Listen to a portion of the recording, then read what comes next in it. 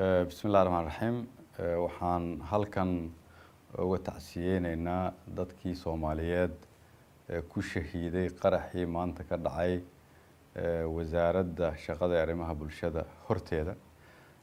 Waxaan dadkii ku shahiiday kulligood Ilaahay uga baryaynaa in heladoodina samir iyo iimaan Allah ka siiyo iyagana Ilaahay jannadooda u sii macayo. Waxa kaloon leenahay inta ku dhaawacantay Ilaahay iyagana caafimaad degdeg ah ha u siiyo.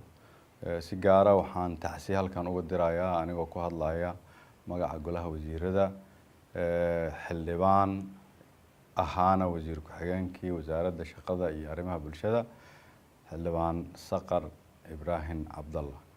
wasiirka iyo qoyskiisa waxaan leeyahay kulligiin Ilaahay ha idin dhib yaraayo isagana jannadii Allah ka waraabiyo. Waxa kaloon dhammaan shacabka Soomaaliyeed u sheegaya in dawladda Soomaaliyeed ay ka go'an tahay sii wadida la dagaalanka argagixisada. Dagaalka aan kula jirnana aanu joogsan doonin haddii Ilaahay yiraahdo inta aan ka tirtirayno dhulkeena oo dhan. Waa mahadsantihiin. Wassalaamu calaykum.